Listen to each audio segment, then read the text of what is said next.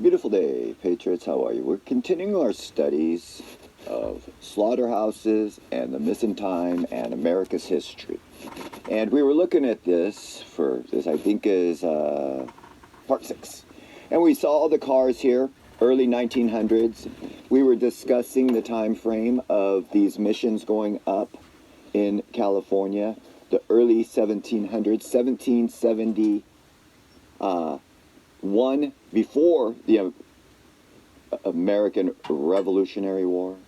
Okay, and then the last one being up here in 1880, early 50-year period. Okay, now this also was part of the Spanish. It wasn't Americans, but Los Angeles was founded in 1781.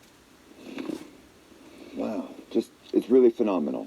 Now, as we were looking at this stuff and gave us our time frame, and we see cars here in California in the early 1900s and stuff, the Ford Model T was in 1908.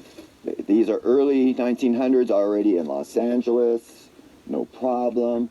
And we were looking at the historical records of the Los Angeles Waterworks, looking at their pictures, not just stranger pictures or pictures that could be doctored. These would have been of the official state of California taxpayer record doctor or pictures that they use as documentational proof of the state of California, correct? The waterworks, you know. So now we're going to go ahead and look at, we've got our time frames, we're looking at these different time frames, and we're just trying to put the story together.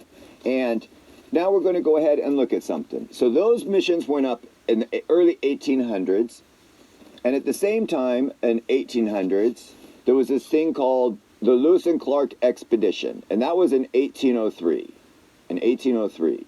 That means that, like, in 1800, they had the, okay, what they did was it was the Louisiana Purchase. America bought a bunch of land, sight unseen, and wanted to go and explore what they had purchased. And what they did is they set up a group of explorers, with the leaders being Lewis and Clark, and their group left St. Louis in 1803. Same time these missions are happening in California. After the time, I guess, Los Angeles became a city. Interesting. Now,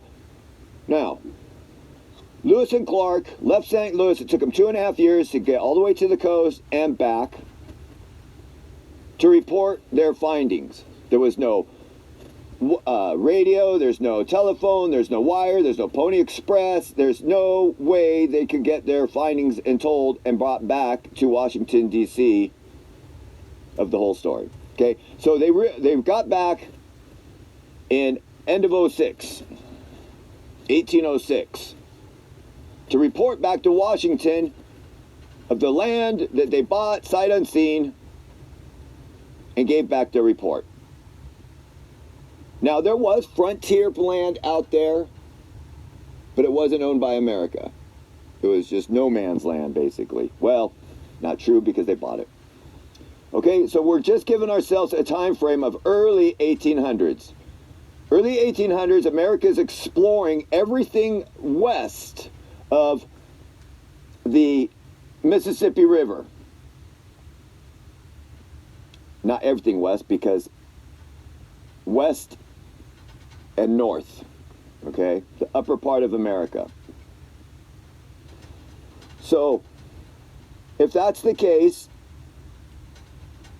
Denver, Colorado was founded in 1858. So basically, say 50 years after they came back and reported everything. And it's very flat all the way up to the Rockies. Extremely flat up to the Rockies. So the travel to get to Denver would have been easy. It would have been hard to get over the mountains. But let's go look at some pictures of Denver, Colorado in the 1858. I was trying to find out information, and it was very difficult. They gave a few little stories, but it just don't make sense, where they're saying it was 2 towns. Anyways, you can do all that. We're just going to go look at. What I did is Denver, Colorado, 1858 pictures. And like I said, when the these are only drawings of the historical government things. I couldn't go, I'm not a good researcher, so I wasn't able to find like the government sites and stuff like this. But this is what they're showing. A painting. Okay, Denver, Colorado is founded on this day, but that doesn't mean November 22nd. That doesn't mean that it would look like that, or that's the picture that it's trying to depict. So that's not fair, is it? Let's go look at pictures. I watched this movie. That is extremely confusing. But if we look at that, I want to point out, there isn't a single person in the picture. It was a light dust snow. Not a single footprint We're going to look at this picture a little anywhere. bit later. It's in a close-up. Okay.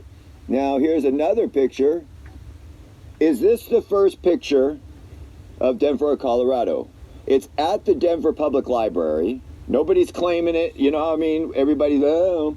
But let's look at this now. We can see a perfectly clean street. Buildings, not one single person there except the wagon train that brought the photographs. There's no marks on the streets. There's no animal apples anywhere. Anywhere.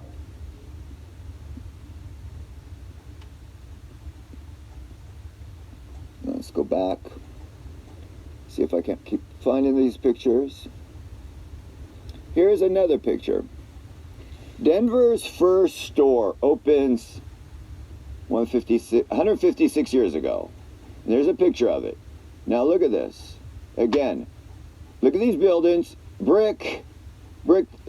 Denver first store opened. What do you mean your first store? This is a picture of the first store? Again, there's no dates on this. This is a military wagon wheel.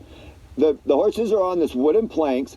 How long would a wooden sidewalk last if you allowed to walk horses on there? Again, look at these streets. Perfectly manicured. Not one single horse apple anywhere. There's not a single person in any of these streets, in any of these buildings in the background. Not a single soul, no trash, no nothing in these pictures. Nothing. Do you see anybody in these pictures? Do you see any kind of walking around and dogs and chickens and horses tied up at the things or anything? But you know what I do see in this picture? Oh, a big old huge brick castle with spires on it, with archways, cathedral style, at the very beginning of Denver's earliest pictures in history, with no people in the streets, no people anywhere. Let's see if I can't find. Again, I'm just picking and looking at these with you guys. This is supposed to be a big bustling, hustling city. Oh, maybe is that a road apple? But it's just a wagon train that's there with them. Where are the people? There's no horses, there's no trash, there's no activity, there's no chickens, there is absolutely no life. No life whatsoever in these historical pictures. Now, I don't know if that's 1887, but that sure is a quick, turnaround of all these people. Look at this. Now it's packed. This is what a normal thing looks like. A normal city would look like. Activity. Old images of Denver. A dog smelling an apple.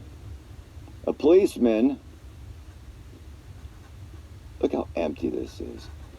But then again, if this is what they're saying, look how the size of these buildings. Look at the power. Look at the power lines. These are the exact same power lines. Look at that power condenser right there. That's the exact same power poles that we use today. We haven't advanced even sort of in 200 years. If this is early 1800s, 18, 19, 20, 200 years. The buildings really haven't changed. The electricity poles haven't changed. I couldn't. Look at our favorite historical photos. Look at the size of that building. Now we got people in this one. Yeah, it looks like it. I can't get my camera to. I think those